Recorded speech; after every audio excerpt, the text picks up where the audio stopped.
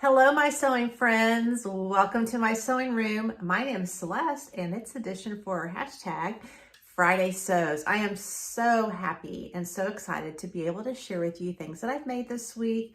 Also, a charity sew project that I am working on for this year, and I really got rid of a lot of fabrics. So let's get right into my Memades for this week. This week was a super productive week for me.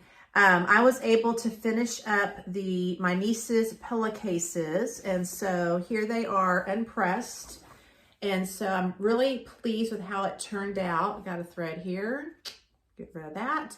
And so after a good press for both of them, they will be ready to be put in the mail and off to them for a very belated Christmas present. Better late than never. And so I'm going to give those a good press today. As you know, ironing is something that I really don't enjoy that much. And so after I do my laundry and get things out that I need to all iron and press, I will put that in there as well. Something else that I got done this week was that I began working on that Sew Pattern 5170. I'm doing the tank right here. I have got the armhole, the shoulders done and the darts put in. This is for my mom. And so the next part is to use the bias tape around the neckline and also the armholes. Now, this is a skill, I'm going to be completely honest, that I have never done before. All of the shirts that I have made, you just tuck this over with the cotton fabric that I've used, and you didn't have to do this. So this is a skill that I'm learning how to do. So the first step is to press this double bias tape, lightly press it open and then put it around. So if you have any good tutorials on that or good instructions, because it's very vague in this one, for someone who in this particular skill is really a beginning level. So I really like more instruction on that, but I think it's going to turn out really nice. I think it's going to enjoy it. My form is not to her size, but I just put it on here because it was a good spot to put it and out of the way here. So I think she's going to really enjoy that. The darts issue, I had to redo because all of my marking tools really did not work well with this particular fabric. And so I may have to take this up a little bit, maybe a little bit too low, we'll see. So I'm just glad that I got this constructed to this point. So definitely a win. While I had my cutting table out, what I did is that I showed you one of my videos, and I'll link it up here, where I'm putting my fabric, where I put them on mini bolts.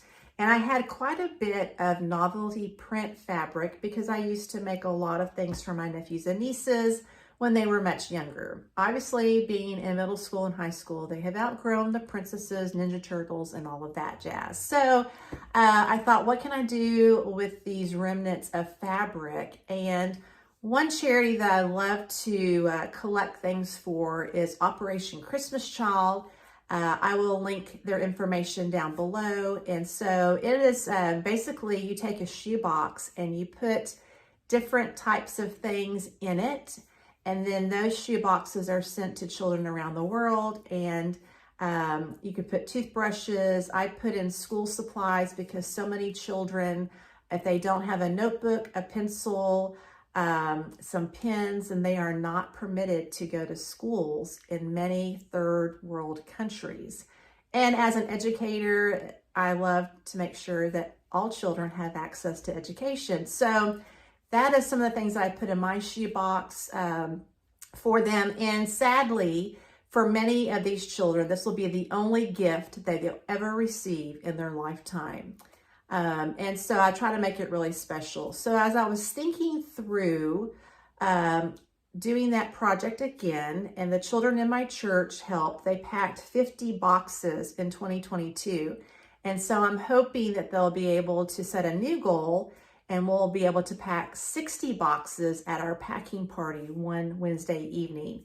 So as I was thinking, a lot of these children that receive these shoe boxes have to walk a great deal of distance to go to school, to and from school. And so I thought about maybe making a drawstring bag that they could put their school supplies and books to be able to carry them from their home to school and back and forth. And so I found a pattern that I'll link down below. And so I began cutting up that novelty print fabric to make those drawstring bags. So we have you know, the Disney princesses. I have a ton of the Ninja Turtles going. I have some more Disney princesses here. And then from my school teaching days, I had some of this that I used for a bulletin board background. And so I had quite a bit of that as well. So I went ahead and cut all the fabric to the dimensions of this particular pattern, which I will link down below. And so now they're ready to be serged. A pretty easy looking pattern. And I love how she really gives pictures with each of the steps as well. So I'm going to use ribbon for the drawstring. So stay tuned next week to see how that project is coming along. But the great thing is that I was able to clear 4 of these mini bolts that I had.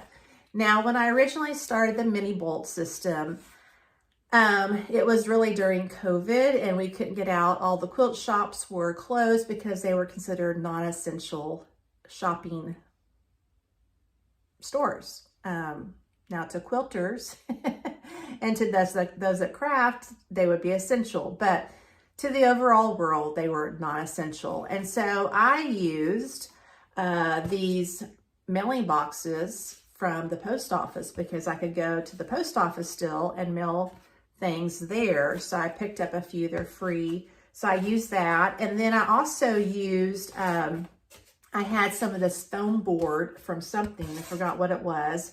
And so I cut some of that up to about 8.5 by 11 sheets. And then I wrapped my fabric in. So I was able, through this bag project that I'm doing, go ahead and already clear 4 bolts. I'm going to hang on to them in case I want to get some different fabric, but I'm trying to use up a lot of my stash because I have not only a lot of stash in my sewing room, but also in the garage. And that's after paring down quite a bit when we moved here. So, so I'm thrilled about that.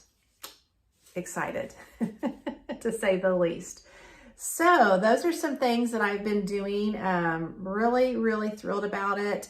I have some fabric left over from this project, and I'm thinking about making for the shoe boxes maybe a scarf for some of the older girls. That's particular age group that age group 10 to 14 have not received a lot of shoe boxes, and so that particular age group has been left out. And so that's what I've been targeting, at least for my personal gifts. So I'm thinking maybe doing a scarf or maybe a headband that they could wear. That would be, you know, really nice and colorful. So super happy with what I've been doing in my sewing room. I haven't put anything else up on the walls yet because I've been really focusing on utilizing my time and cutting and getting this project and those pillowcases finished. So I'm thankful for this protective week in my sewing room. What are you working on? I would love to hear about your projects. You can comment below or follow me on Instagram to let me know what you're making in your sewing room. So until next time, my sewing friends, happy sewing, and I'll see you in the next video.